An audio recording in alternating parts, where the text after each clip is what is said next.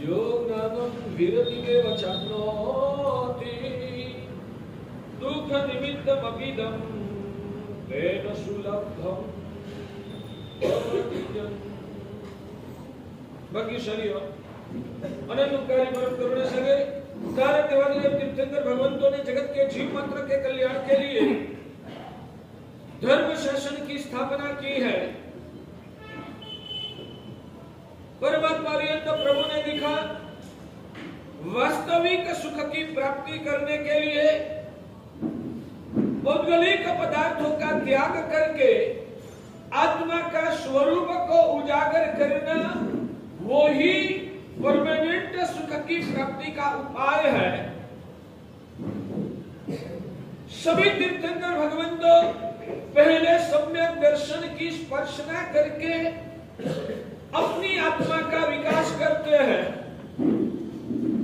पहले सभी तीर्थंकर भगवान स्वयं सम्यक दर्शन की प्राप्ति करके खुद की आत्मा का विकास करते हैं और पिछले से तीसरे भाव में क्षायिक सम्यक्त्व की स्पर्शना के साथ परमात्मा के हृदय में जीव मात्र का भलाई करने का जो अभिलाष पराकाष्ठा तक पहुंचता है, इसलिए परमात्मा अरिहंत प्रभु के हृदय में वो भावना उजागर होती है। क्या प्रभु भावना करते हैं या प्रभु के अंतर में वो भावना पैदा हो जाती है?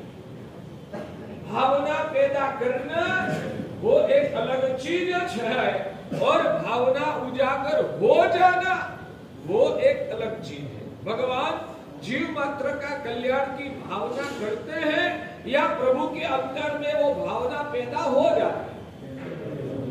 भगवान वो भावना करते नहीं है, यानी कि प्रयत्न पूर्वक मुझे सभी का कल्याण को चाहना है, वैसा मन बनाकर अपनी आत्मा को तैयार करना नहीं पड़ता है, मगर खुद की इतनी अंदर की पात्रता और पवित्रता की वजह से स्वाभाविक रूप से ही उनके मन में ये भाव उजागर हो जाता है कि मैं सभी का भला कर दूं।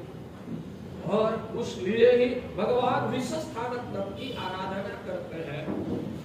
और विशस्थानक तप तो एक माध्यम है, अंदर में जो निर्मल सम्यक दर्शन की वजह से पैदा हुआ जो उत्कृष्ट परिणाम है सभी का कल्याण करने का है, उस भावना से भगवान को तीर्थंकर नाम कर्म विकासित होता है। और कोई भी पुण्य या कोई भी पाप ऐसा नहीं है कि बंद होते ही उदय में आ जाए, उसके लिए काल विलंब होता है। तो अंतिम भाव में भगवान को तीर्थंकर नाम कर्म का उदय हुआ और भगवान अरिहंत परमात्मा अंतिम भाव में केवल ज्ञान की प्राप्ति करके धर्म शासन की स्थापना करते हैं। भगवान महावीर प्रभु का 27 भाव हुआ था, भगवान शांतिनाथ प्रभु का 12 भाव हुआ था। तो क्या इस विश्व में वो तीर्थंकर भगवंत ने क्या इतने ही जन्म किए थे? इस तत्व को भी हमें समझना है। ये जैन दर्शन का जो तत्व ज्ञान है ना, वो हमें समझने की कोशिश करना है। हम पर्युषण महापर्व में जब 27 भाव का जो स्तवन आता है, भगवान महावीर प्रभु का जो 27 भाव का वर्णन जिस स्तवन में आता है, उसमें पहले ही श्लोक में लिखा है समकित पामे जीवते भव गणतीय गणाय चोवली संसारे भमे तो पण मुक्ते जाए वीर जिनेश्वर साहिबो भमियो कालयन पर समकित पाम्या પછી અંતે થયા હરિ। आपने सुना है या ये स्तवन पढ़ा या नहीं पढ़ा? मैं आपको एक रिक्वेस्ट करूं, भगवान का ये स्तवन का स्वाध्याय करना ना, वो भी सम्यक दर्शन की निर्मलता का परम हेतु है। आत्मा की अंदर की पात्रता को उजागर करने के लिए हमारे उपकारी शासनपति भगवान उनका स्तवन को बार बार रटना वो हमारा कृतज्ञ भाव है। ऐसे तो सब तीर्थंकर भगवंतों ने, जब हम निगोद में भी थे ना तब भी, अब मुझे ये सब वर्णन भी चालू करने की इच्छा है। थोड़ा थोड़ा तत्व निगोद क्या चीज है, जीवात्मा 84 लाख योनि में कैसे भटका, उनका आध्यात्मिक विकास कैसे होता है, वो सब बातें धीरे धीरे आपके सामने खोलने का शुरू करना है। तो वैसे आज तक कितने तीर्थंकर भगवंत हुए हैं? अनंत तीर्थंकर भगवंत हुए हैं। हाँ, इस अवसर पीढ़ी में सिर्फ 24 तीर्थंकर हुए। इस अवसर पीढ़ी में भगवान ऋषभदेव से लेकर 24 तीर्थंकर भगवंत हुए, मगर उससे पहले अनंती उत्सर पीढ़ी, अनंती अवसर पीढ़ी पसार हो चुकी है। पहले उत्सर पीढ़ी और अवसर पीढ़ी का अर्थ आपको बता दूं। उत्सर पीढ़ी क्या कहते हैं? तो जिस समय काल में उत्तरोत्तर सब प्रकार के भावों का संवर्धन होता है, वैसा जो समय काल उसको उत्सर पीढ़ी कहा जाता है। जिस समय काल में समय आगे बढ़ते बढ़ते बढ़ते बढ़ते दुनिया भी सभी प्रकार के भावों में भी उत्थान होता है, ऊर्ध्वीकरण होता है, संवर्धन होता है, वैसे समय को उत्सर पीढ़ी काल कहा जाता है। और जिस समय काल में सब प्रकार के भावों का ह्रास होता है, ह्रास यानी कि हानि होती है, धीरे धीरे सब भावों घटते जाते हैं, वैसा समय को अवसर पीढ़ी काल कहा जाता है। जैसे कि भगवान महावीर प्रभु आदिश्वर प्रभु की काया का माप कितना था? 500 धनुष्य का। उसके बाद 50 लाख सागरोपम के बाद, 50 लाख करोड़ सागरोपम के बाद अजितनाथ भगवान हुए। ऋषभदेव भगवान और अजितनाथ भगवान पहले और दूसरे भगवंतों के बीच में कितना समय पसार हुआ? 50 लाख करोड़ सागरोपम। सागरोपम का भी माप सिखाना, एक विषय में से दूसरे में चले जाएंगे, दूसरे में से तीसरे में चले जाएंगे, तीसरे में से चौथे में चले जाएंगे। तो वो भी आगे बताऊंगा। आज जो विषय लिया है थोड़ा वो समझाऊंगा। सब धीरे धीरे धीरे आपको सिखाना है। भगवान ऋषभदेव के बाद भगवान अजितनाथ प्रभु के बीच में कितना समय पसार हुआ? 50 लाख करोड़ सागरोपम। एक सागरोपम में कितने साल होते हैं? असंख्य वर्ष। असंख्य यानी कि करोड़ों, खरवा, अब्जों, खरवा, निखरवा, उससे भी आगे आगे आगे आगे जितना आंकड़ा से हम गिने सकते हैं, उससे भी ज्यादा साल एक सागरोपम में होते हैं। वैसे 50 लाख करोड़ सागरोपम आपके तो दिमाग में भी नहीं बैठेगा, आपको तो हम्बग लगेगा, ऐसा तो थोड़ी ना होगा। मगर हमारा दिमाग ही इतना छोटा है, हमारी समझने की क्षमता भी इतनी कम है कि हम हमारे बुद्धि से इतनी कल्पना भी नहीं कर सकते हैं। मगर ये वास्तविक सत्य है। सर्वज्ञ भगवंत ने अपने ज्ञानों से ये सत्य को देखा है और शास्त्र में वर्णन किया है। और ये कहने वाले कौन है? भगवान ऋषभदेव के बाद 50 लाख करोड़ सागरोपम के बाद अजितनाथ भगवान पैदा हुए, वैसा कहने वाले भगवान महावीर स्वामी। महावीर स्वामी भगवान ने ये बताया। उसके बाद 40 लाख करोड़ सागरोपम के बाद शायद, जब तक मुझे याद है, तो बाद में संभवनाथ भगवान। और ऐसे करते करते समय काल भी घटता है। तो भगवान ऋषभदेव का शासन काल जितना था उतना अजितनाथ का शासन काल नहीं था। जितना अजितनाथ का शासन काल था उतना संभवनाथ का शासन काल नहीं था। जितना संभवनाथ का शासन काल था उतना अभिनंदन स्वामी का शासन काल नहीं था। वैसे घटते घटते एक भगवान पार्श्वनाथ का शासन काल सिर्फ 250 साल का रहा है और महावीर स्वामी का शासन काल 21,000 का रहा। उसमें चौथा आरा और पांचवा आरा का भेद उसमें जिम्मेदार है, वो एक अलग बात है। भगवान ऋषभदेव की काया 500 धनुष की, अजितनाथ भगवान की काया शायद 450 धनुष की। ऐसे काया का माप की घटता रहा। वे भगवान ने पार्श्वनाथ दादा की काया कितनी? सिर्फ 9 हाथ की। और भगवान महावीर स्वामी की काया सिर्फ 7 हाथ की, यानी कि काया का ऊंचाई, हाइट भी कम होती रही। वैसे हर प्रकार के जो भाव है, अनाज के दाने, भगवान ऋषभदेव से भी पहले युगली का काल में लोगों का भोजन का माप कितना था आप जानते हैं? 3 दिन में एक बार सिर्फ शायद चने की दाल का दाना, चने की दाल का दाना जितना भोजन लेते तो 3 दिन तक उनको दूसरी बार भूख नहीं लगती और शरीर की ताकत इतने से मिल जाती। कितना? एक चने का दाना जितना भोजन, वो भी 3 दिन में। पहले आरे में 6 आरे हैं, पहले आरे में ऐसी हालत थी, युगलिकों को 3 दिन में एक चने की दाल का दाना, उसमें चने की दाल और अमृत तो शायद तीसरे आरे में, चने की दाल का जितना माप शायद पहले आरे में, दूसरे आरे में मैं भूल गया, थोड़ा ज्यादा है। वो दूसरे आरे वाले जो युगलिक थे वो 2 दिन में उनको खुराक लेना पड़ता था। चने की दाल से शायद थोड़ा बड़ा, इतना प्रमाण का खुराक ले तो 2 दिन खाने की जरूरत नहीं रहती। तीसरे आरे में आंवला, हमारा जो आंवला होता है ना, आंवले जितना भोजन वो दिन में एक बार लेते तो शरीर की क्षमता टिक जाती। उसमें मेरा माप में थोड़ा कम ज्यादा फर्क होगा, मगर अंदाज आपको समझा रहा हूं। तो वैसे लोगों का खुराक क्यों बढ़ाना पड़ा आज के जमाने में? आप लोगों का खुराक ज्यादा क्यों है, हमारा सभी का? क्योंकि हमारे खुराक में ही सत्व कम पड़ गया। आज हमारा जो हाइब्रिड खुराक है ना, वो हाइब्रिड खुराक में कद ज्यादा है मगर अंदर का सत्व कम है। हाइब्रिड खुराक में खुराक का कद ज्यादा है, रोटी बड़ी होगी मगर हाइब्रिड होने की वजह से गेहूं के दाने में सत्व कम पड़ गया है। इसलिए शरीर को शक्ति को टिकाने के लिए एक रोटी में हमको शरीर को चाहिए उतना सत्व नहीं मिलता है, तो हमें 3, 4, 5 रोटी भी खानी पड़ती है। क्यों खानी पड़ती है? तो खुराक का जो सत्व है वो कम पड़ गया। लोगों की हाइट भी कम हुई, लोगों का आयुष्य भी कम हुआ, हर पदार्थों की स्ट्रेंथ कम पड़ने लगी है। आज पत्थर भी ऐसे नहीं आते हैं जो पुराने जमाने के पत्थर में स्ट्रॉन्गनेस थी, वो पत्थर की स्ट्रॉन्गनेस भी आज कम हो चुकी है। मेरी बात आपको जमती है ना? तो ये सब अवसर पीढ़ी काल का प्रभाव है। अब लोगों का स्वभाव भी पहले जितनी सरलता थी उतनी सरलता भी आज मानवी के हृदय में नहीं है।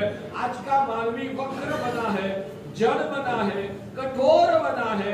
एवरेज व्यापक रूप से उनमें जो बड़ों का विनय करने का जो गुण था वो भी क्षीण होने लगा है। हर अच्छी चीजों का ह्रास हो रहा है। ह्रास यानी कि कमी। ह्रास शब्द का अर्थ है कमी। तो ये अवसर पीढ़ी काल में सब पदार्थों के भावे, शास्त्रों में तो ऐसा लिखा है कि प्रति समय, अब समय की बात आई तो समय की भी व्याख्या आपको सिखानी पड़ेगी, आगे आगे सिखाऊंगा। प्रति समय, समय समय पे 9 बजे जो भाव थे उसमें 9 + 1 बजे भाव में कमी आती है। 9 1 बजे जो भाव था वो भाव में 9 2 बजे कमी आती है। हर मिनट, हर पल वो भाव का ह्रास होता है। कल जो अवसर पीढ़ी में, ये भरत क्षेत्र में कल जो भाव थे, कल 25वीं तारीख थी, 25वीं तारीख के दिन पदार्थों में जो कैपेसिटी थी वो कैपेसिटी आज 26 तारीख में नहीं है, उसमें कमी आई। मगर वो कमी इतनी सूक्ष्म होती है कि हम नहीं परख सकते। ज्ञानियों का ये वचन है। तो अवसर पीढ़ी काल का मतलब ये है कि जिस समय काल में सब चीजों का भाव, उनकी क्षमता, उनकी गुणवत्ता कम होती है, वैसा समय काल को अवसर पीढ़ी काल कहा जाता है। ठीक है? और जिसमें ये सब भावों की वृद्धि होती है, हर पल, प्रतिदिन, हर साल उन गुणवत्ता में, क्षमता में बढ़ोतरी होती है, वैसा जो समय काल है उसको उत्सर पीढ़ी कहते हैं। ये दोनों शब्द याद रहेगा, उत्सर पीढ़ी और अवसर पीढ़ी। तो अभी अवसर पीढ़ी काल चल रहा है और अवसर पीढ़ी काल कितना लंबा है? 10 नहीं, ये तो पंचम आरा का। एक अवसर पीढ़ी काल में 6 आरे होते हैं। एक अवसर पीढ़ी काल में 6 आरे होते हैं, उसमें से अभी 5वां आरा चल रहा है। 5वां आरा का समय 31,000 साल का, और पीछे आने वाला 6ठा आरा वो भी 31,000 साल की मर्यादा के प्रमाण वाला है। चौथा आरा कितना था? चौथा आरा 42,000 वर्ष को कम कर दो, इतना एक कोड़ा कोण सागरोपम जितना चौथा आरा। तीसरा आरा कितना लंबा था? 2 कोड़ा कोण सागरोपम वाला तीसरा आरा था। दूसरा आरा कितना था? वो 3 कोड़ा कोण सागरोपम का था। और पहला आरा जो था वो 4 कोड़ा कोण सागरोपम वाला था। उसमें भी ह्रास हो रहा है। पहला आरा 4 कोड़ा कोड़ी सागरोपम, दूसरा आरा 3 कोड़ा कोड़ी सागरोपम, तीसरा आरा 2 कोड़ा कोड़ी सागरोपम, चौथा आरा 42,000 वर्ष कम करो, इतना एक कोड़ा करो सागरों। 5वां आरा 31,000 और 6ठा आरा 31,000। ये सब सुनने का पसंद आता है जी। आज मैंने विषय को थोड़ा चेंज कर दिया, ऐसा पसंद आएगा? तो अभी अवसर पीढ़ी काल वो ज्यादातर खत्म हो चुका है। 4 आरा तो खत्म हो गया, 5वां आरा में भी करीबन 2,500 वर्ष पसार हो गया है। यानी कि 5वां आरा का अब सिर्फ 18,500 साल बाकी है। अंदाजित 5वां आरा का 18,500 साल खत्म होगा, तब 5वां आरा खत्म हो जाएगा। 5वां आरा जब तक विद्यमान है तब तक थोड़ा कुछ भी धर्म टिकेगा। 5वां आरा का जब एंड आ जाएगा तब यहाँ पूरे विश्व में, हमारे भारत क्षेत्र में धर्म का विनाश हो जाएगा। कोई जगह पर धर्म नाम का शब्द भी नहीं टिकेगा। और 6ठा आरा धर्म विहीन होगा। 6ठा आरा का भी 21,000 साल वो खत्म होने के बाद नए से उत्सर पीढ़ी की शुरुआत। 6ठा आरा खत्म होगा तब तक सब भाव कम होने वाले हैं और बाद में उत्सर पीढ़ी शुरू होगी। उत्सर पीढ़ी में उल्टा होता है, फिर सब भाव बढ़ते जाएंगे और पहला आरा जो है वो 21,000 साल का, दूसरा आरा 21,000 साल का, तीसरा आरा जो है वो 42,000 कम। ऐसा एक कोड़ा को सागरों वाला वैसे उल्टे से आपको गिनना होगा। तो ये अवसर पीढ़ी काल हमारा चल रहा है। उससे पहले उत्सर पीढ़ी थी, उससे पहले अवसर पीढ़ी थी, उससे पहले उत्सर पीढ़ी थी, उससे पहले अवसर पीढ़ी थी। वैसा अनंत काल से चल रहा है। जैसे कि आपका एक टायर है, आपका जो स्कूटर का टायर है, वो टायर में कैसा होता है, जब आपका वाहन चलता है तब आपका टायर अभी जो ऊपर है वो नीचे आएगा, नीचे वाला भाग वापिस ऊपर आएगा, ऊपर वाला भाग वापिस नीचे जाएगा, नीचे वाला भाग वापिस ऊपर आएगा, तो नीचे वाला ऊपर, ऊपर वाला नीचे, जैसे आगे पीछे होता है वैसे उत्सर पीढ़ी के बाद अवसर पीढ़ी यानी कि बढ़ता काल, अवसर पीढ़ी के बाद उत्सर पीढ़ी, उसके बाद अवसर पीढ़ी, उसके बाद अवसर पीढ़ी, ऐसे काल चलता रहता है। समझ में आया? तो इस अवसर पीढ़ी में भगवान ऋषभदेव से लेकर 24 तीर्थंकर भगवंत हुए। उससे पहले जो उत्सर पीढ़ी थी, हर उत्सर पीढ़ी में 24 तीर्थंकर होते हैं, हर अवसर पीढ़ी में 24 तीर्थंकर होते हैं। तो आज से पहले अनंती उत्सर पीढ़ी अवसर पीढ़ी पसार हो गई और प्रत्येक उत्सर पीढ़ी अवसर पीढ़ी में 24 तीर्थंकर भगवंत हुए हैं और भविष्य में भी ऐसे ही होने वाले हैं। तो आज तक अनंती उत्सर पीढ़ी अवसर पीढ़ी में टोटल कितने तीर्थंकर भगवंत हुए हैं? अनंत तीर्थंकर भगवंत हुए हैं। और वो तीर्थंकर भगवंत जब हुए तब हम किधर थे? वो तीर्थंकर भगवंत जब भी हुए तब हम किधर थे? नहीं, पता नहीं। बहुत तीर्थंकर भगवंतों के समय में तो निपट नहीं होंगे, मगर पिछले तीर्थंकरों के समय के दौरान शायद हम देव के भाव में होंगे, तिर्यंच के भाव में होंगे, नरक के भाव में होंगे।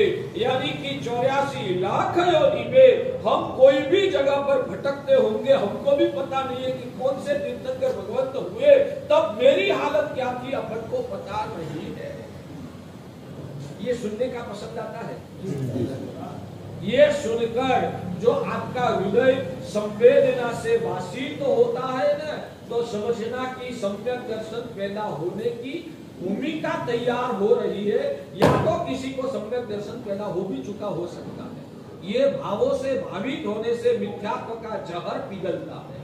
ये सब सुनने से क्या फायदा, जब हमारा आत्मा की हमको प्रतीति होती है, संवेदना होती है और भगवान के प्रति अहोभाव होता है, मेरी हालत क्या होगी। यानी कि आत्म तत्व के साथ आपका चिंतन लगाव जुड़ जाता है न, तो भी मिथ्यात्व का जहर पिघलता है, आत्मा की शुद्धि होती है। इसलिए ये सब पदार्थों का स्वाध्याय करना वो अंदर की शुद्धि करने के लिए बहुत फायदा का। आज तक अनंत तीर्थंकर भगवंत हुए और उस वक्त मैं किधर था मुझे अभी तो पता नहीं है, मगर 84 लाख योनि में कोई भी गति में मैं भटकता रहा हूँ और वो भी जब निगोद में से बाहर निकले उसके बाद, उसके पहले तो अनंत तीर्थंकर भगवान जब तक हुए ना तब तक तो मेरी आत्मा निगोद में ही थी। आपको वो भी प्रश्न होता होगा निगोद क्या चीज है, वो सब धीरे धीरे धीरे धीरे आगे वाले प्रवचनों में उसका स्वाध्याय करने की कोशिश करेंगे।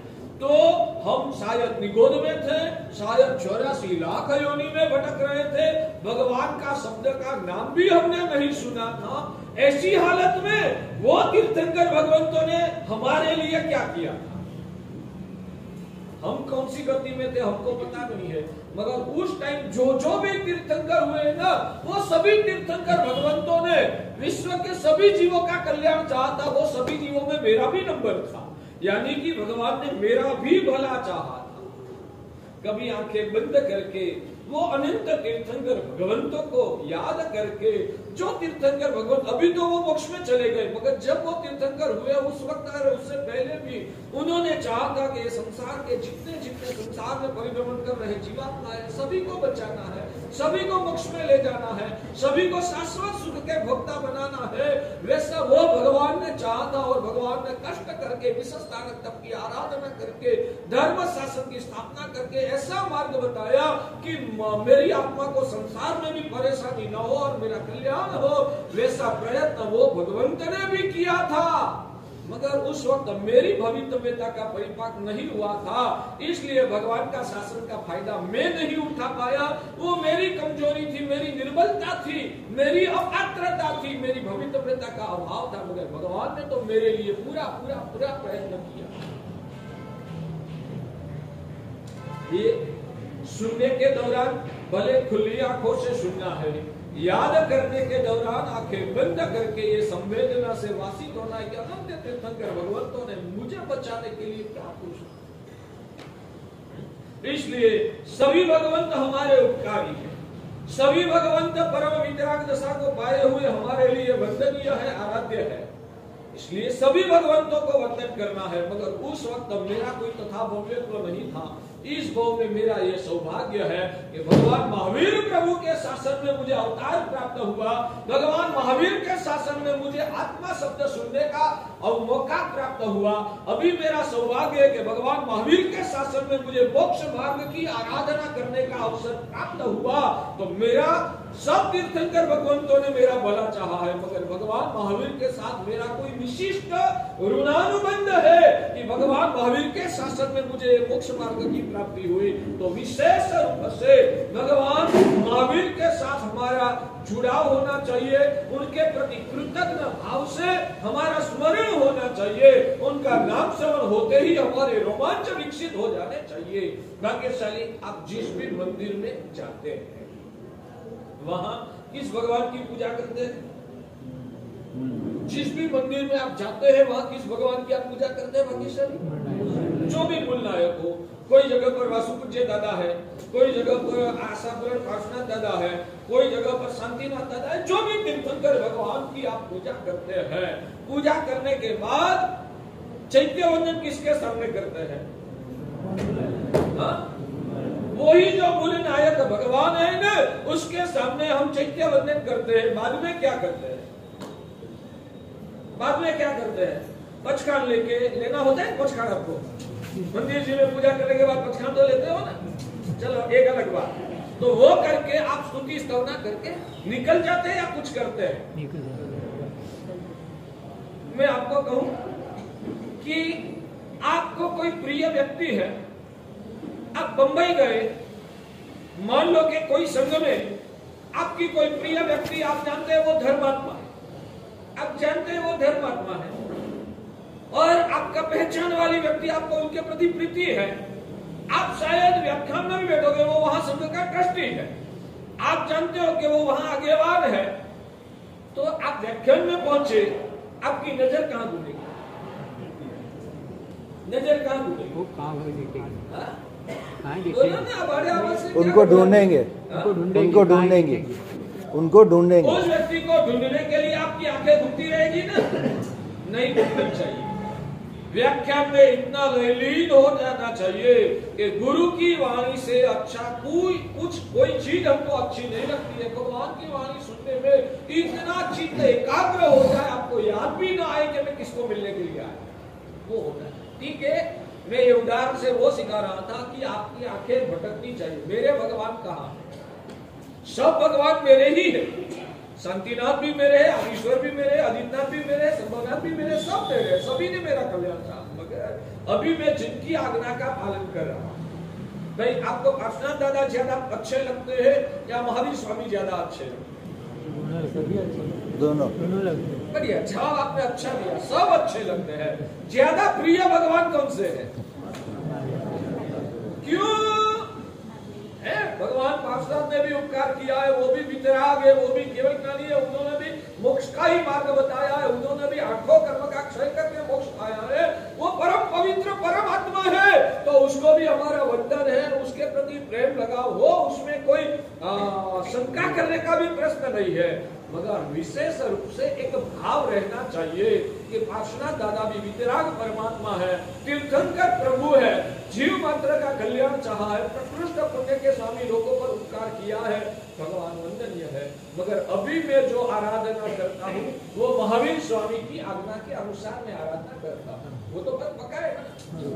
आप जो सामायिक करते हैं, आप जो प्रतिक्रमण करते हैं, आप जो औषध करते हैं, आप जो तपश्चर्या करते हैं, आप जिस तरीके से दिनचर्या में धर्म आराधना करते हैं, वो मार्ग व्यवस्था आप किसकी आज्ञा के अनुसार करते हैं? वो मैं महावीर स्वामी की आज्ञा के, यानी कि शासन भगवान महावीर भगवान का चल रहा है, उनकी मर्यादा के अनुसार मेरी मोक्ष मार्ग की आराधना चल रही है। तो एक विशेष रूप से सब मेरे हैं। चाचा किसके? मेरे। मामा किसके? मेरे। फुआ किसके? मेरे। सब मेरे। और पापा सब मेरे हैं।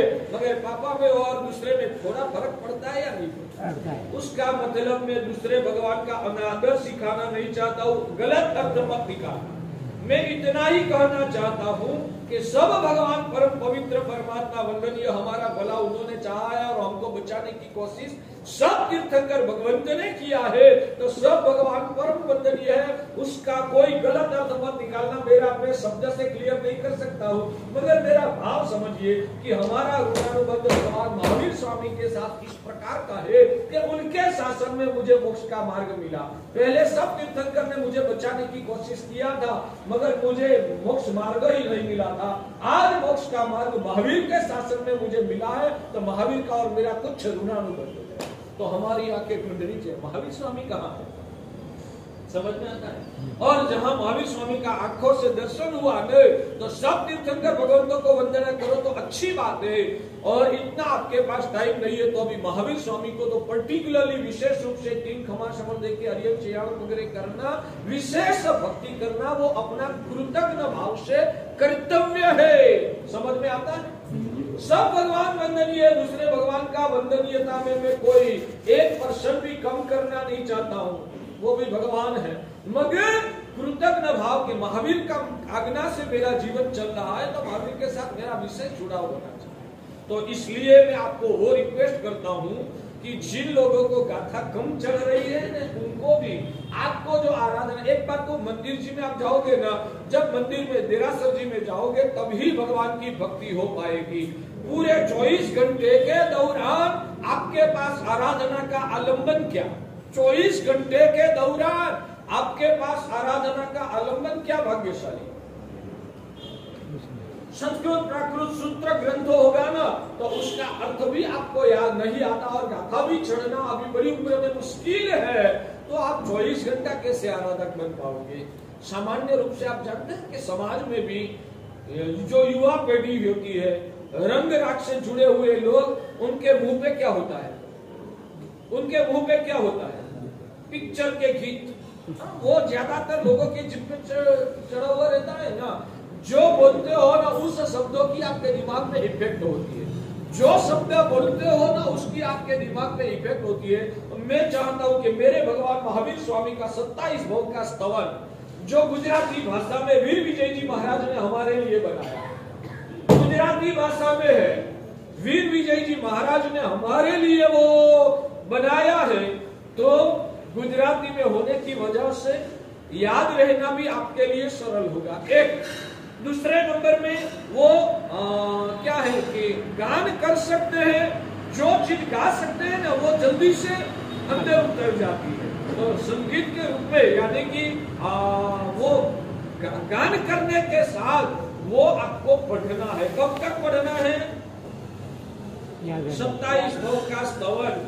यहाँ जितने भी लोग बैठे, मेरी बात आपको पसंद आती है तो मैं चाहता हूँ कि आप सभी को 27 भव का स्तवन तो मुहपाठ करना चाहिए। और ऑफिस में भी बैठे हैं, और आपको उसका एक फायदा बताऊं, आपके जीवन में परेशानियां तो कितनी होती है, हर रोज कितना टेंशन होता है आप लोगों को। जहाँ व्यापार में भी व्यापारियों के साथ आपका मनपसंद व्यापार का सौदा नहीं हुआ, कुछ आपको फटका लगा तो आप डिस्टर्ब होते हैं। जहां जहां भी आप डिस्टर्ब होते हैं ना, वहां डिस्टर्बेंस में से बाहर निकलने के लिए, स्वस्थ होने के लिए संगीत एक मजा का साधन है। संगीत का जब आप उपयोग करते हैं ना, तब आपकी बेचैनी थोड़ी दूर होती है, आप स्वस्थ हो पाते हैं। तो भगवान महावीर स्वामी का ये 27 भव का स्तवन आपने मुहपाठ कर लिया, और ऑफिस के चेयर पे बैठे बैठे भी आप फ्री पड़े ना, तो वो स्तवन की कड़िया, उसमें से जो आपकी मनपसंद कड़िया है ना, उसका गान मुंह से शुरू हो जाए तो आप स्वाभाविक रूप से स्वस्थ भी बन पाओगे, आपके मन के भाव भी निर्मल रहेंगे, आप अंदर से पवित्र बनते जाओगे। और ये एक मजा का आलम्बन है। तो 27 भव का स्तवन मेरे भगवान महावीर स्वामी का पूरा जीवन का उसमें वर्णन है, तो वो उसका स्वाध्याय करने में आत्मा को खुशी होती है, उससे सम्यक दर्शन की पात्रता पैदा होती है, पैदा हुआ है तो वो सम्यक दर्शन निर्मल।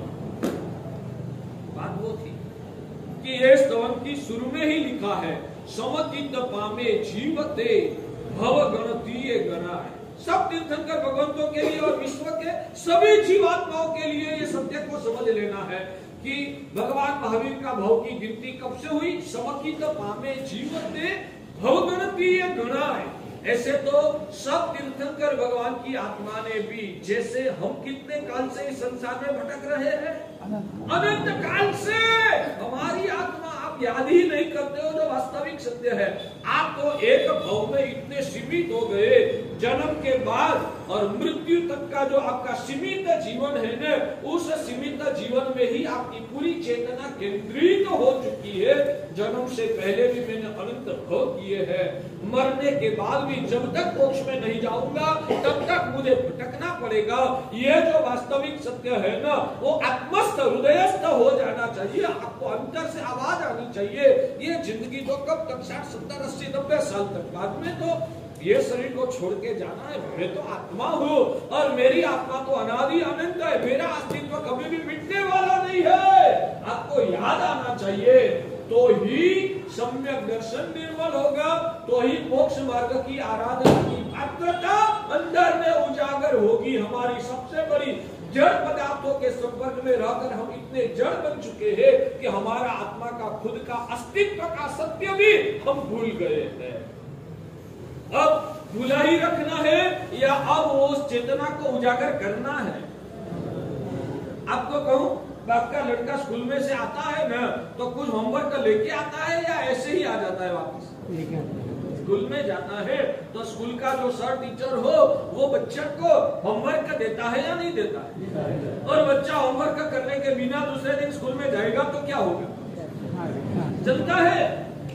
नहीं चलता है। उनको तैयार होना है, परिपक्व होना है, तो उसको घर पे जाकर भी होमवर्क करना जरूरी है। तो ये हमारा स्कूल का क्लास चल रहा है, उसका होमवर्क आपको घर पे जाके भी करना, आपका उत्थान करना है। तो देखो, जिनको सुनना ही और मनोरंजन करना है उनके लिए ये बात नहीं है, मगर जिसको आत्म कल्याण करना है, अनादि की कुवासनाओं को मिटाना है, अंदर की आत्म शुद्धि करके मोक्ष मार्ग में जिनको आगे बढ़ना है, उनके लिए ये प्रेरणा कर रहा हूं कि आपको ये हर रोज हर पल याद आनी चाहिए। इतना गाढ़ संस्कार हो जाना चाहिए कि आपके अंदर में से आवाज आएगी, मैं तो अविनाशी आत्मा हूं। और एक बात कहूं, जिनको जिनको भी मृत्यु का डर लगता है, भले आपको अभी नहीं लगता होगा क्योंकि नजर के सामने करीबन से दिखता ही नहीं है। जैसे कि मैं आपको कहूं कि मान लो कि आप हाईवे पर पहुंच गए, आपको यहाँ से पुणे जाना है, पुणे का रास्ता एक ही सीधा या बीच बीच में मोड़ लेता है? मोड़ लेता है। जहां मोड़ लेता है वो आप जहां खड़े पहुंचे हैं वहां से जहां से मोड़ना है वहां तक तो आप पूरा पूरा देख सकते हैं ना। एक जगह पर खड़ा होके यहां से मान लो कि 3 किलोमीटर आगे जाकर मोड़ना है और 3 किलोमीटर तक तो रास्ता सीधा ही है। आप यहाँ खड़े होके वहां का देख पाओगे ना? क्यों नहीं देख पाते हो? क्यों नहीं देख पाते? लंबा है। बोलो, दूरी की वजह से और हमारी आंखों का लिमिटेशन है। दूरी की वजह से और हमारी आंखों का लिमिटेशन है कि अमुक अंतर से ज्यादा लंबा हम नहीं देख सकते। ठीक है। वैसे आपकी चेतना शक्ति का भी लिमिटेशन है, क्योंकि कर्मों से आपकी चेतना आच्छादित है, इसलिए आपकी चेतना शक्ति का भी लिमिटेशन है। अमुक समय से लंबे समय की बाद की घटनाएं आपको जल्दी से स्मृति पथ में आती नहीं है, वो आपकी बौद्धिक क्षमता का लिमिटेशन है। इसलिए आपको मृत्यु आगे सीधा ही इस जीवन में, आज हमारा 50 साल का उम्र हो गया है, शायद कल भी आ सकता है, आज शाम भी आ सकता है। फिर भी मानो लंबा लंबा लंबा तो 60, 70, 80 साल की उम्र में जाने के 15, 20, 25 साल के बाद तो वो मृत्यु सिंदूरिटी में आने वाला ही है, मगर अभी दूर है न, इसलिए दिखता नहीं है। और दिखता नहीं है न, इसलिए आप निश्चिंतता से जीवन में मोहमूड होकर जीवन जी सकते हैं। मगर थोड़ी अंतर चेतना को उजागर करके 60, 70, 80 साल के बाद का समय को याद भी करोगे ना, तो आपको याद आएगा कि मैं शायद उस टाइम, आज कौन सी साल चल रही है? 2023 चल रही है या 2000 ऐसी चल रहा? इंग्लिश अंग्रेज लोग जो पश्चिमी संस्कृति वाले हैं उनके हिसाब से 2023 चलता है, हमारी भारतीय संस्कृति के हिसाब से तो 2019 चल रहा है। टकर कर रहा हूं जो आपको टच होता है, फिर भी ठीक है, चलो आपको 23 मानना है तो 23 मानो, अंग्रेजी मानना है तो अंग्रेजी। आज 2023 है ना, आपकी उम्र कितनी है? जो भी हो, आप कल्पना तो कीजिए, मेरा 50 साल 52 साल जो भी हुआ, अब 2072 की साल जब आएगी तब इस दुनिया में इतना कुछ परिवर्तन आने वाला है। आज 2023 से 2072 की साल में ये व्यक्ति बड़ा प्रधान के रूप में आएगा, पूरे विश्व में इंडिया का ये लेवल हो जाएगा, वगैरह वगैरह वगैरह बातें आप सुनोगे। बाद में आंखें बंद करके कल्पना करना, आज 23 से 72 की साल की बात, यानी कि आपसे अगर 50 साल के बाद की ये घटना की बात चल रही है, तो मुझे दिखना मिलेगा या नहीं मिलेगा? कल्पना तो करो यार, आंखें बंद करके कल्पना तो करो। सिर्फ कल्पना की बात करता हूँ। 2072, आज से 50 साल के बाद ये विश्व का, हमारा भारत का ये पोजीशन होने वाला है। मैं कहा हूँगा, आगे दूसरा प्रश्न ये करता, मैं कहा हूँगा, पूछो ना। सच में कहता हूँ ये साधना है, मैं आपको साधना की प्रैक्टिकल प्रक्रिया सिखा रहा हूँ। 2072 में 50 साल के बाद ऐसा परिवर्तन कोई ज्योतिषी ने बताया है कि कोई केवल ज्ञानी ने बताया है, तो उस टाइम वो समय मुझे दिखना मिलेगा? पूछो ना, पूछ के जवाब जो मिलता है वो मुझे बताइए। क्या नहीं दिखेगा? आपको क्यों दिखने का नहीं मिलेगा? क्या आप नहीं होंगे? नहीं, आप तो होंगे ही, क्योंकि आपकी आत्मा तो अविनाशी है। मगर इस धरती पे आप होंगे या नहीं वो पता नहीं। आपका तो अस्तित्व रहने वाला ही है, मगर आप इस धरती पे होंगे या नहीं होंगे? क्यों नहीं होंगे? क्यों नहीं हो सकते हैं? क्यों नहीं हो सकते हैं? खत्म हो जाएगा। आयुष्य की मर्यादा है तो क्या होगा? आयुष्य की मर्यादा है तो क्या होगा? शरीर छूट जाएगा। शरीर छूट जाएगा तो आपका क्या होगा? बोलो ने, सीधा मर जाएंगे। सीधा बोलो, मर जाएंगे। और इतना भी आपको याद रहा ना तो आपकी जीवन की स्टाइल में बदलाव लाना सरल हो जाएगा। इतना भी आपको याद रह गया ना कि मैं मर जाऊंगा, 50 साल के बाद तो मेरा अस्तित्व इस धरती पे नहीं होगा, इतनी कल्पना भी आप जो बार बार करोगे ना, तो बहुत सारा धड़कम परिवर्तन लाना जो आपको अभी कठिन लग रहा है ना, वो सरल हो जाएगा। मैं दावा करके कहता हूं, याद कीजिए। तो मर जाऊंगा तो क्या हुआ? तो वो अभी मृत्यु आपको दिखता नहीं है, बहुत दूर है, इसलिए नहीं दिखता। 3 किलोमीटर दूर का जो मोड़ आता है वो नहीं दिखता, तो बहुत दूर की बात है, इसलिए आपको याद नहीं आता है। मगर जब लगेगा, कोई डॉक्टर ने कहा अब 3 महीना से ज्यादा नहीं, बाद में क्या होगा? डॉक्टर ने बोल दिया कि 3 महीना से ज्यादा अब ये चिंता रहने वाला नहीं है। जब डॉक्टर ने 3 महीना की लिमिट बता दिया, बाद में जिंदगी क्या होगा? बाद में भयानक परिवर्तन तो आएगा या नहीं पता नहीं। आपकी जिंदगी साधना नहीं किया तो आपको क्या लाइफ में क्या परिवर्तन आएगा? आज तो ध्यान भयानक रहेगा। रोज दिन में 100 बार मृत्यु का याद आपको डराएगा। सही बात कर रहा हूँ? तो उस मृत्यु आएगा तो पक्का है, आपका भी आएगा। मेरे शब्द कड़वे लगते हैं? नहीं, क्योंकि हृदय को छूता नहीं है, इसलिए कड़वा नहीं लग रहा। आपको भी मृत्यु आएगा, मेरा भी मृत्यु आएगा। नर रत्न इस दुनिया में एक दिन नहीं होंगे, गारंटी से। मैं भी चल जाऊंगा, तैयारी रख के ही चलना है। और जब ये मृत्यु की याद आएगी तब क्या होगा? डर लगता है ना? तो वो आने वाला निश्चित है, फिर भी उसमें डरना नहीं है। तो क्या करेंगे तो डर से हम बच पाएंगे? जिनको जिनको संभवित मृत्यु का डर लगता है ना, उनको ये आज मैं दवाइयां दे रहा हूं भागशाली। मैं जो दवाइयां दे रहा हूं ना, उसका सेवन करोगे ना, मृत्यु 3 महीना के बाद नहीं, 3 घंटे के बाद आने वाला होगा ना, तो भी आप अंदर से हिम्मत से आपका समय को गुजार पाओगे। चाहिए वो दवा? चाहिए? हाँ। किसको किसको चाहिए? सबको चाहिए। मैं फ्री में देने के लिए सच में कहता हूँ, मेरी आत्मा अविनाशी है। इस वक्त तो हमारे कृपारत्न विजय जी है ना, गुजरात चौमासू गए हैं। वो जो होते हैं ना, तो लास्ट में प्रवचन के बाद एक गान कराते हैं, आत्मा छू हूँ, आत्मा छू हूँ, तो केवल आत्मा छू। वो गान कराते हैं, उसका स्वाध्याय का भी एक मजा है। वो रटने से हमारी अंदर की आत्मबल दृढ़ होती है। तो मैं तो आत्मा हूं और आत्मा का शरीर से छुटकारा हो जाएगा, मगर आत्मा का तो विनाश कभी होने वाला है ही नहीं। आत्मा का शरीर से छुटकारा जरूर हो जाएगा, मगर आत्मा का तो मृत्यु होता ही नहीं है। आत्मा तो अविनाशी है। मैं आत्मा हूं, यानी कि मेरा मृत्यु नहीं होता है। जब भी होगा तब क्या होगा? ये शरीर छूट जाएगा और नया शरीर के साथ जुड़ा हो जाएगा, मगर मेरा खुद का विनाश होने वाला नहीं है। मैं आत्मा अविनाशी हूँ। ये मैं आत्मा अविनाशी हूँ ना, मेरी मृत्यु होती ही नहीं है। वो जो समझ को आपने जो घूटा है दृढ़ता से, तो आपको मृत्यु जब भी आएगा ना, तब भी डर इतना ज्यादा महसूस नहीं होगा, क्योंकि आपको अंदर से भान है कि मेरा तो विनाश है ही नहीं। शरीर छूट जाएगा तो नया शरीर मिल जाएगा। पहले भी अनेक भावों में अनेक शरीर को छोड़ के यहाँ आया हूँ, इस शरीर को भी छोड़ के आगे जाऊंगा। यानी कि शरीर छूट जाएगा, मगर मेरा विनाश कभी नहीं होता। मैं तो अविनाशी हूँ। ये समझदारी को जो आपने बार बार घूटा होगा, तो मृत्यु पास आएगा तब भी आपको याद आएगा कि तो शरीर का वियोग होने वाला है, मेरा विनाश होने वाला नहीं है, मैं आत्मा हूँ।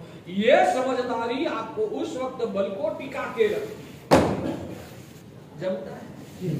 आपको उस वक्त ऐसा बल चाहिए या नहीं चाहिए? आवाज नहीं है? चाहिए। तो वो उस टाइम जब मृत्यु करीब आएगा ना, तो ये साधना करने का आपके पास संजोग अनुकूल नहीं होगा। थोड़े टाइम में वो नहीं हो पाएगा। वो तो आज से आपको साधना करनी पड़ेगी। आज से इस पदार्थ को आप रटो। मैं तो आत्मा हूँ, मेरी आत्मा तो अविनाशी है।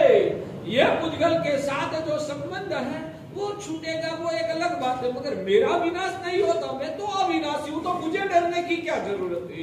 इस पदार्थ को अभी से आप बार बार जितना ज्यादा रटोगे, उतना आपका मृत्यु अल्प कष्ट वाला बन जाएगा। पूछना है किसी को कुछ?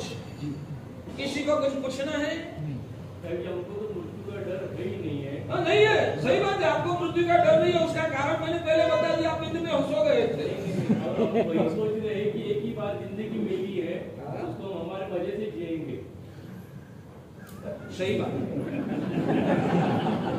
मैं एक बात कहूं, पहले भी मैंने इशारा किया था, मगर आपने ध्यान से उसके पर चिंतन नहीं किया। मैंने एक उदाहरण बताया था कि एक व्यक्ति के पास, मान लो कि दो गरीब लोग हैं, दोनों झुपड़े में रहते हैं, दोनों में से एक के पास भी आज बैलेंस नहीं है, मगर फर्क इतना है कि एक व्यक्ति जन्म से ऐसी हालत में जीवन जी रहा, दूसरा व्यक्ति करोड़पति अब्जोपति था, मगर सब संपत्ति कर्मों की वजह से साफ हो गई, घर बार बेचना पड़ा, और ऐसे कर्म के उदय की वजह से पहले अब्जोपति इस भाव में ही था, मगर सब संपत्ति चल गई और आज वो भी झोपड़े में आ गया। आज दोनों की हालत एक समान है, तो दोनों का दर्द एक समान ही रहेगा ना? नहीं। क्यों नहीं? दोनों की हालत समान है तो दोनों का दुख भी समान नहीं माना जाएगा? खोया है ना, जो उसके पास संपत्ति थी उसको खोया है, उसके बोले पहले बोलो पाने के बाद खोया है, इसलिए उनका दर्द ज्यादा होगा। पाने के बाद खोया है तो उसका दर्द ज्यादा होता है, ठीक है ना? सूत्र लिखिए, पाने के बाद खोया है ना तो उसका दर्द ज्यादा होता है। मुझे पता है कि पाने के बाद इस चीज को खोना ही है, तो समझदार व्यक्ति अपने मन से तय कर लेता है कि पाने के बाद जो खोना है तो खोने के बाद रोना होगा ही होगा। पाने के बाद खोना है तो खोने के बाद रोना ही होगा, तो खोने के बाद जो रोना नहीं है तो खोना ही न पड़े, इसलिए पाना ही नहीं है। वो समझदार व्यक्ति का लक्षण, वो समझदार व्यक्ति का लक्षण है कि पाने के बाद जो खोना होगा, खोने के बाद रोना होगा। हमारे वहां एक सूत्र आता है गुजराती में, भागलपुर में जाना नहीं। सुना है? नहीं सुना? भागलपुर में जाना नहीं, जाना तो फिर लाना नहीं। भागलपुर में जाना नहीं, भागलपुर बिहार में, झारखंड में आया, समझ सिंगर के आसपास में आया है। भागलपुर में जाना नहीं, जाना तो फिर लाना नहीं। समझ में आया? विवेचन करता हूं, लाना तो फिर धोना नहीं। भागलपुर में जाना ही नहीं, जाना तो फिर लाना नहीं, और लाना तो फिर धोना नहीं, और धोना तो फिर रोना नहीं। इसके पर तो सालों के पहले मैंने 1 घंटा तक विवेचन किया। अभी इतना लंबा नहीं कर रहा हूं क्योंकि 8-10 मिनट मेरे हाथ में। भागलपुर में जाना ही नहीं, क्योंकि वहां जाओगे ना, वहां की कंबल लाने की इच्छा हो जाएगी। लाने जैसा नहीं है, क्योंकि पीछे रोने का समय आएगा जो ये लिया है तो, मगर जाओगे तो लाने के बिना आप रह नहीं पाओगे। इसलिए पहले से ही अनुभवियों ने बोल दिया जाना ही नहीं, उधर जाना ही नहीं, और फिर भी अब हम पहुंच गए तो लाना तो नहीं, वो गलती मत करना।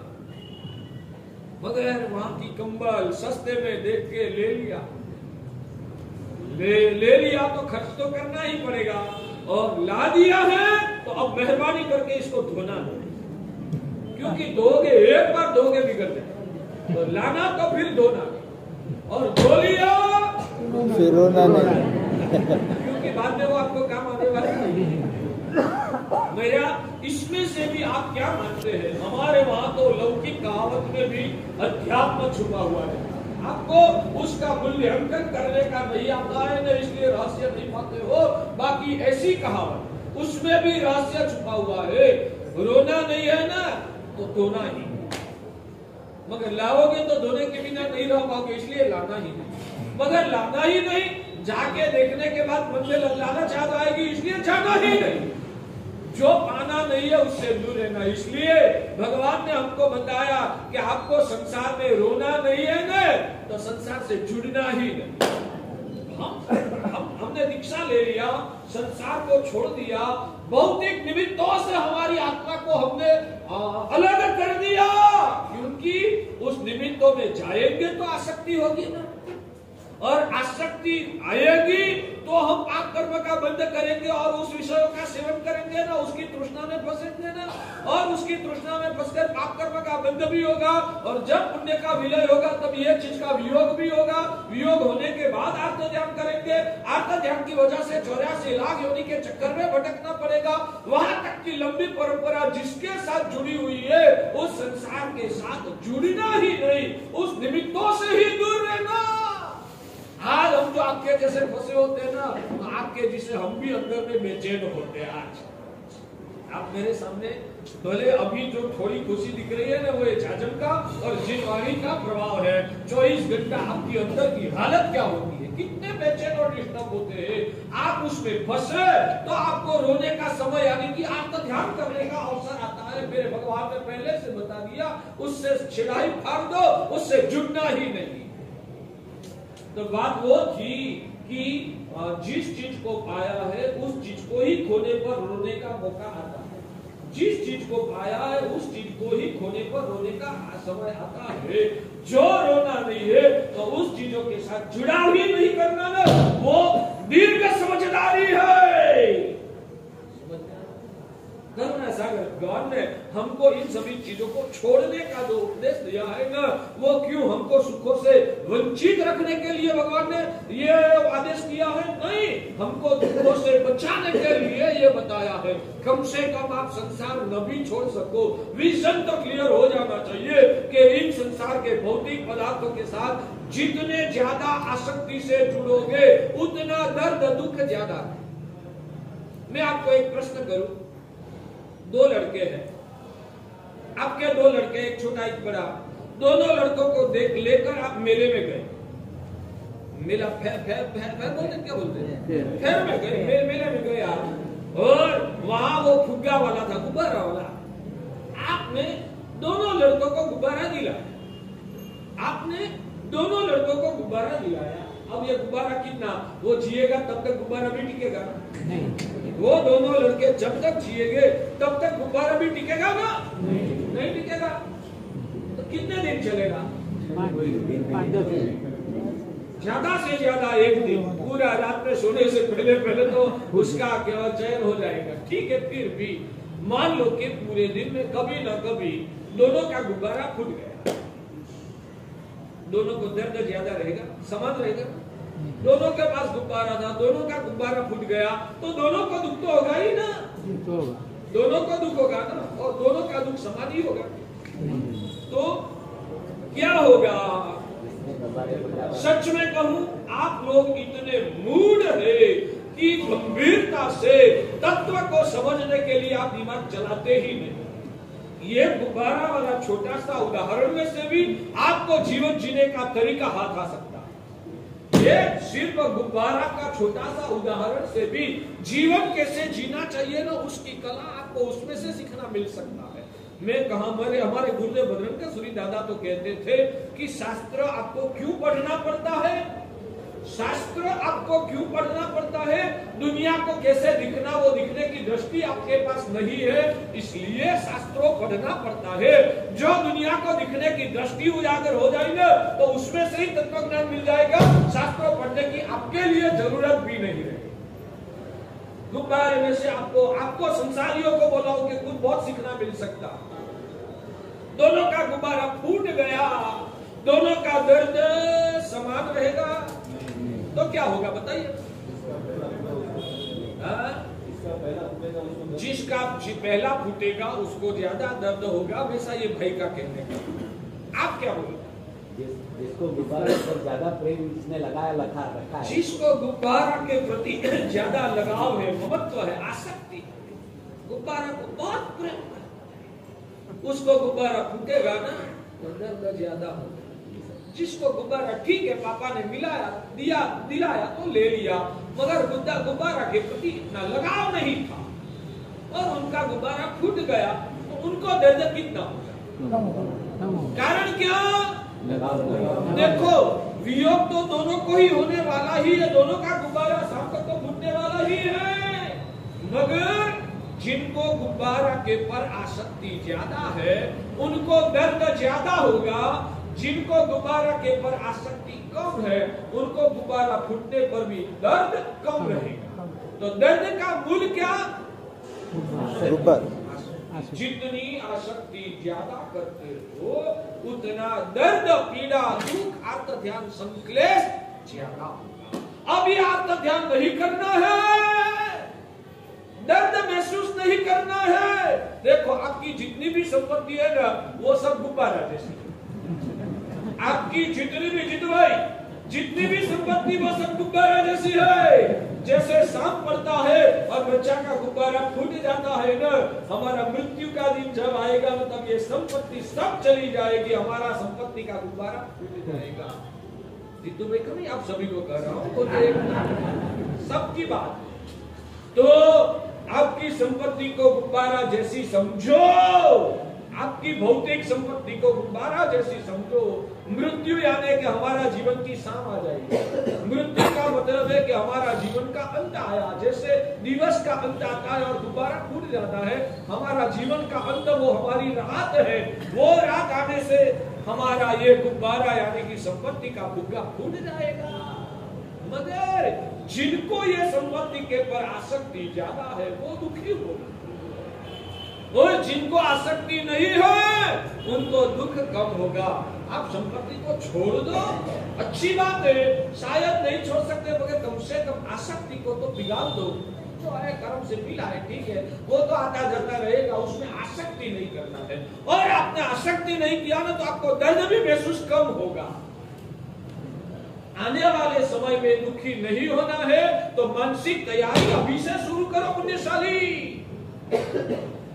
मृत्यु की बात भी याद करना है कि मृत्यु आता है तो शरीर का वियोग होता है, मेरी आत्मा का विनाश कभी होता ही नहीं है। मैं तो अविनाशी। ये इसलिए अभी कह रहा हूं कि आप सभी को समाधिस्थ करना वो भी एक गुरु के रूप में हमारी जिम्मेदारी।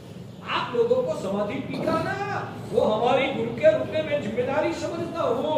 वो समाधि पाने के लिए ये जो मैंने सिद्धांत सिखाया ना, वो आपको जीवन में अंतरंग आत्मबल उजागर करने वाला। तो जिनको आज मृत्यु का डर लगता है, आज नहीं लग रहा है तो थोड़े महीनों सालों के बाद भी जब किसी ने बोल दिया कि अब तेरा बहुत दिन बाकी नहीं है, तब आप अंदर से त्रस्त हो जाओगे। वो वास्तविक सत्य है। और उस टाइम आपको दुखी नहीं होना है ना, तो तैयारी में कहता हूँ आज से आपको करनी पड़ेगी। क्या तैयारी करोगे?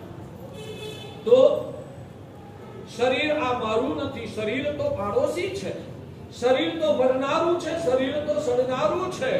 मैं अविनाशी आत्मा हूँ, मैं अविनाशी आत्मा हूँ। मृत्यु आएगा तो ये शरीर छूट जाएगा, मगर मेरा तो विनाश कभी होने वाला नहीं हूँ। मैं तो अनादि अनंत शाश्वत ऐसी चैतन्यमय आत्मा हूँ। मैं आत्मा हूँ, मेरी आत्मा अविनाशी है। उस तत्व को जितना रटोगे और भावित करोगे ना, इतना आत्मबल, इतना प्रबल होगा कि बाद में आपको मृत्यु का डर नहीं सता।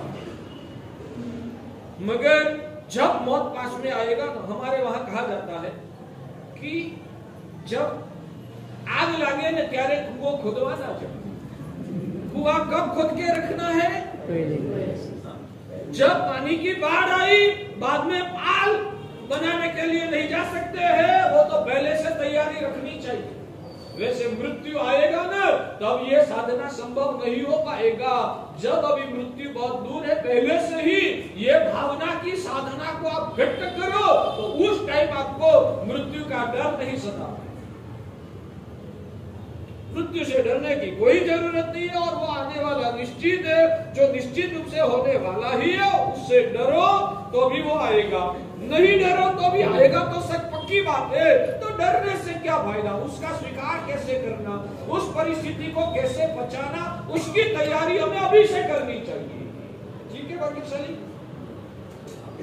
तो समय तो हो चुका है। अभी तो प्रस्तावना चल रही है कि भगवान महावीर के प्रति हमारा कृतज्ञ भाव, तो वो भगवान का 27 भाव का स्तवन हमें मुंह पाठ करना है। और बस समकित पामे जीवते भवतरती रमाए। भगवान महावीर स्वामी की आत्मा हो या भगवान शांतिनाथ दादा की आत्मा हो। महावीर स्वामी के कितने भाव हुए? 27 भाव हुए। शांतिनाथ भगवान के कितने भाव हुए? 12 भाव हुए। तो क्या क्या सिर्फ भगवान शांतिनाथ दादा ने इस संसार में 12 ही अवतार लिया था? उससे पहले जैसे हम अनंत काल से जन्म मरण कर रहे हैं, हमारी आत्मा ने अनंत जन्म मरण किया है, वैसे भगवान की आत्मा ने भी अनंत भवों तक 84 लाख योनि में, नरक और निबोध में भी अनंत काल भगवान ने भी पसार किया था। मगर समकित पाने जीव ते भव गणती, जब सम्यक दर्शन जीव पाता है तब से जितने भव किए उन भवों की गिनती की जाती है। उससे पहले तो अनंत भव किए तो उसकी गिनती हमारे शास्त्र में गिनती में नहीं लिया है। तो क्यों नहीं लिया है उसका भी लॉजिक के साथ विचारना आगे आगे करेंगे। तो ऐसे हमारे भगवान को हमें आलम्बन के रूप में रखना है और भगवान का जीवन को, भगवान का चरित्र को लक्ष्य में रखकर हमें हमारा मोक्ष मार्ग में आगे बढ़ना है। तो भगवान का चरित्र के माध्यम से ये सब तत्वज्ञान का स्वाध्याय करके आप आपकी आत्मा को भी पॉजिटिव बनाकर, आत्मिक रुचि उजागर करके मोक्ष मार्ग के लिए आपकी आत्मा को पात्र बनाकर मिला हुआ जीवन को पुण्यशाली सफल बनाओ। वो ही मंगल कामना, वो ही अंतर से आशीर्वाद। चलो।